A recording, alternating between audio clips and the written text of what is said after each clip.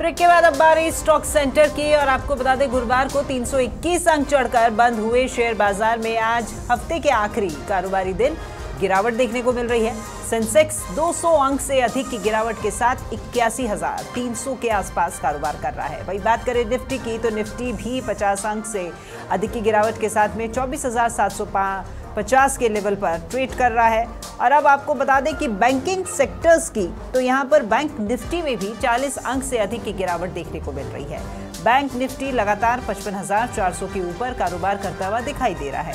तो चलिए ज्यादा जानकारी के साथ में हमारे साथ market expert financial doctor Rajesh Kumar Sodani ji भी जुड़ गए हैं। उन्हीं की तरफ चलते हैं और महीने के आखिरी दिन आज मार्केट का कैसा रहने वाला है उसको लेकर जानकारी लेंगे। नमस्कार राजेश जी, बहुत स्वागत आपका। नमस्कार, very very good morning. Rajesh ji, कल जिस तरीके से जो मार्केट शुरुआत से ही सकारात्मक रहा था, बड़ा ही पॉजिटिव रिस्पांस रहा था, हमने पूरे कार्यक्रम के दौरान बात की थी, लेकिन आज जो है वो कुछ उलट हो गया है।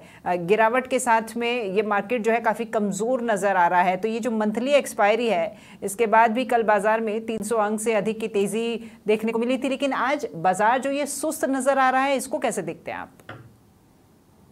आज मई महीने का आखिरी दिन है, लेकिन जून सीरीज का पहला दिन है।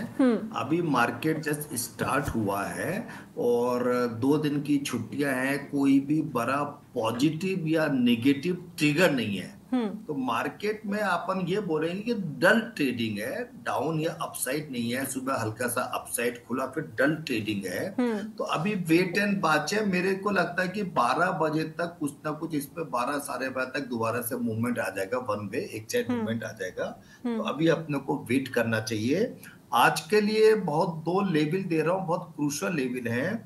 24,812 24812 24,812 के नीचे मंदी करनी है और 24,912 24912 24,912 के ऊपर तेजी करनी है।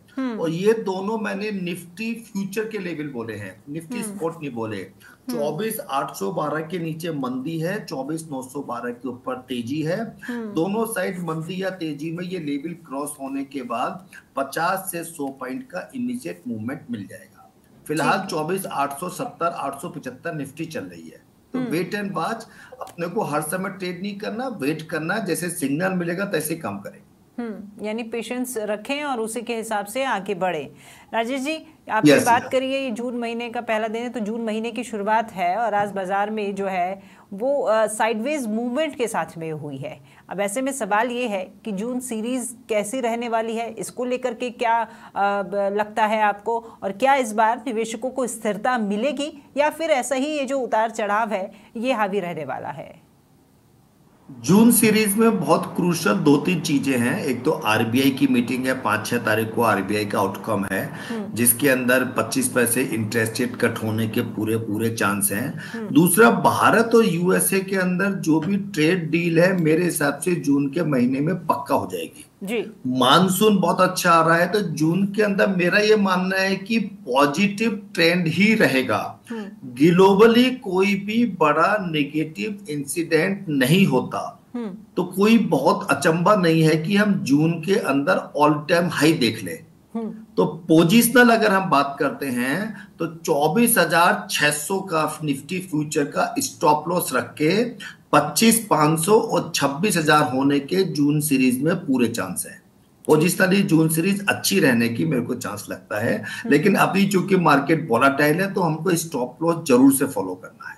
ठीक है Rajesh ji, energy power sector की बात करें तो इसमें आज अच्छी मजबूती देखने को मिल रही है, तो क्या ये सेक्टर आने वाले समय में भी निवेशकों को शानदार रिटर्न दे पाएगा? डेली बेसिस पे ऑपरेटर अपने कोई ना कोई सेक्टर, एक को तेजी करते हैं, एक को मंदी करते हैं। अगर आप ओवरऑल लॉन्ग टर्म व्यू पूछेंगे तो पॉजिटिव मैं इस पे ज्यादा नहीं हूँ। Pharma, IT, construction company, real estate सब चलेगी। पावर थीम पे मैं इतना ज्यादा पॉजिटिव नहीं हूँ, मैं पर्सनल इतना पॉजिटिव नहीं। एज ऑन टुडे आज पावर सेक्टर में ट्रेडिंग के लिए अच्छा मूवमेंट है, तो it's just only for trading. Long term में इतना ज्यादा बुलिश नहीं। मतलब इसके ऊपर जो निवेशक हैं वो इतना ज्यादा रिलाय ना करे, इसका पूरा ध्यान रखे पावर सेक्टर पर। हाँ, ट्रेडिंग कर सकते हैं, लॉन्ग टर्म में इतना बुलिश नहीं। चलिए ठीक है। और राजेश जी, आज जो बाजार बंद होने के बाद में दो बड़े आंकड़े सामने आएंगे। एक तरफ जीडीपी की चौथी तिमाही का डेटा होगा और दूसरी तरफ फॉरेक्स रिजर्व का अपडेट भी आने वाला है। तो क्या ये जो आंकड़े हैं इनका बाजार पर कोई असर पड़ सकता है, क्या लगता है आपको? बहुत असर पड़ेगा। फॉरेक्स रिजर्व के आंकड़े पहले से मजबूत आएंगे। अपन भारत पाकिस्तान का छोटा सा युद्ध होने के बाद भी फॉरेक्स रिजर्व में अपने बढ़ोतरी देखने को मिलेगी। इन्फ्लेशन कंट्रोल में मिलेगा। इन्फ्लेशन कंट्रोल में रहने से ही 5 तारीख को आरबीआई 25 पैसे इंटरेस्ट रेट कट कर सकता है। तो इन दोनों आंकड़ों की बहुत इंपॉर्टेंस है और दोनों मेरी नजर में शेयर मार्केट के लिए पॉजिटिव ही रहने चाहिए। ये दोनों आंकड़े अच्छे आएंगे। ठीक है, अमेरिका से जुड़ा ट्रंप की नीति को लेकर की बात कर लेते हैं कि क्या ट्रंप का जो दबाव फेड को झुका पाएगा या फिर जेरोम पॉवेल स्वतंत्र नीति के साथ में आर्थिक संतुलन बनाए रखने में ये कामयाब रहेंगे? इसको लेकर क्या लगता है आपको? ट्रम्प साहब को प्रेसिडेंट बने 110-115 दिन हो गए हैं और कोई दिन ऐसा नहीं है जिस दिन वो पूरे वर्ल्ड के व्यापार जगत में हलचल नहीं मचाते। और उन्होंने बहुत अपने पूरी कोशिश करी है कि फेड को, पावेल साहब को दबाए, लेकिन पावेल साहब बिल्कुल दबाव में नहीं आ रहे। और अमेरिका का कानून कुछ इस तरीके का है कि वो चाहकर भी पावेल साहब के ऊपर दबाव नहीं बना सकते। फिर जो कल कोर्ट की रूलिंग भी आई है वो अपने ट्रम्प साहब के अगेंस्ट में गई है। तो मेरे को लगता है कि बैलेंस पोजीशन हो जाए बात अलग है, लेकिन पावेल साहब दबाव में नहीं आएंगे और फेड अपना स्वतंत्र निर्णय करेगा। जैसे क्या होता है ना, आरबीआई है या फेड है, ये बेसिकली उस कंट्री की पूरी इकोनॉमिक पॉलिसी को, बैंकिंग सिस्टम को कंट्रोल करते हैं। तो इसके अंदर कोई भी गड़बड़ नहीं होनी चाहिए और पूरा अपने को फोकस रखना चाहिए। तो मेरा यह मानना है कि इसके अंदर कुछ भी ऐसा नहीं होगा और पावेल साहब निष्पक्ष रूप से काम करते रहेंगे। ठीक है। और राजेश जी, कल आरबीआई ने अपनी एनुअल रिपोर्ट जो है वो जारी की थी, जिसमें आरबीआई ने अगले 12 महीनों तक जो महंगाई दर है वो 4% रहने का अनुमान जता दिया है। अब साथ ही आने वाले समय में लोन की जो किस्तें हैं और वो और भी घट सकती हैं, क्योंकि इन दोनों खबरों का हमारे मार्केट पर क्या इम्पैक्ट देखने को मिलेगा और इससे कौन से ऐसे सेक्टर्स हैं जो प्रभावित होंगे, उसको लेकर के भी जानकारी दीजिएगा। अपनी कल भी बात हुई थी इस बारे में, एक बार पहले भी हुई है। अपना मानसून बहुत अच्छा है। मानसून अच्छा होने से इन्फ्लेशन कंट्रोल में आने के पूरे चांस हैं। इन्फ्लेशन कंट्रोल में आने से अगले, अगर आप 12 महीने की बात करते हैं तो कम से कम 50 पैसे से 75 पैसे इंटरेस्ट रेट घटनी चाहिए। 25 पैसे की इंटरेस्ट रेट अगले हफ्ते ही घट जाएगी। तो इससे रियल एस्टेट कंपनियों पे सबसे ज्यादा पॉजिटिव इंपैक्ट आएगा। हर उस कंपनी पे जिसका लोन काफी ज्यादा है उसको लोन रीपेमेंट करने में इंटरेस्ट कम हो जाएगा। उन सारी कंपनियों को फायदा होगा। ठीक है। लॉन्ग टर्म बहुत अच्छा इंपैक्ट है। चलिए ठीक है, लॉन्ग टर्म इम्पैक्ट अच्छा है तो उस और ज़्यादा ध्यान देंगे निवेशक। और ट्रेड की अगर हम बात करें तो आज के लिए कौन सा सेक्टर और स्टॉक है जो आपको लगता है सही है, आपके रडार पर है, और निवेश की क्या रणनीति उसके लिए बनाई जा सकती है, ये भी बताइए हमारे दर्शकों को।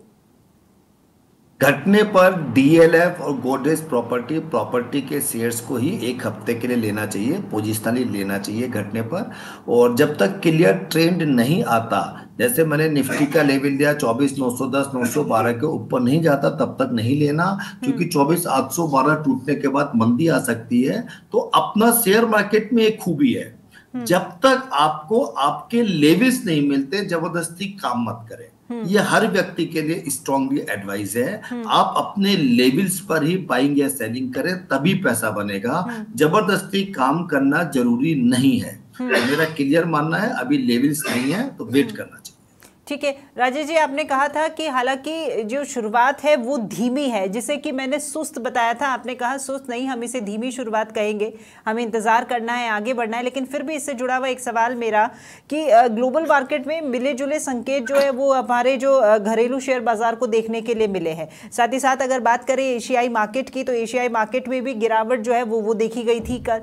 और चाहे बात करें जापान की, हांगकांग की, दक्षिण कोरिया की, सभी जगह जो वो है वो गिरावट देखी गई थी। इसका असर जो है वो आज यहाँ पर, क्योंकि ये बाजार सुस्त है जो कि आपके लिए धीमा है, उसको कैसे देखेंगे आप? वो बेसिकली क्या है कि वेट एंड वॉच की पॉलिसी है, जो कि मैंने कहा कि अगला हफ्ता बहुत क्रूशियल है। आरबीआई की मीटिंग है आज शाम को, पोस्ट मार्केट में अपने दो क्लियर कट अपने इन्फ्लेशन के डाटा आएंगे, फॉरेन रिजर्व के डाटा आएंगे। मंडे को अमेरिका के अंदर फेड मीटिंग का इम्पैक्ट दिखाई देगा, पावेल साहब और ट्रम्प साहब का। तो मार्केट वेट एंड वॉच पे है। मार्केट अभी लेवल्स अपसाइड में या डाउन साइड में ब्रेक होने की कोशिश कर रहा है, उसको देख रहा है। अभी ना तो अपसाइड में कोई ग्रीन सिग्नल मिला हुआ है, ना नेगेटिव साइड में सिग्नल मिला हुआ है। बहुत मैंने मार्जिन, बहुत कम मार्जिन पर दोनों लेवल दिए हैं। एक भी साइड हम बाजार में ऊपर या नीचे जाएंगे तो ही ट्रेड करेंगे। तो I think wait and watch will be the best policy. चलिए ठीक है राजेश जी, बहुत शुक्रिया आपका हमारे साथ जुड़ने के लिए और दर्शकों को ये तमाम जानकारी साझा करने के लिए। तो देखिए, मार्केट धीमा ज़रूर है, सुस्त नहीं है, शुरुआत धीमी है, लेकिन आप वेट एंड वॉच कीजिए। जैसा कि हमारे मार्केट एक्सपर्ट राजेश जी बता रहे थे कि मार्केट वॉलेटाइल है, आगे संभावनाएं बनेगी, थोड़ा सा धैर्य रखें और फिर सोच समझ कर निवेश करें। तो स्टॉक सेंटर में फिलहाल इतना ही। नमस्कार।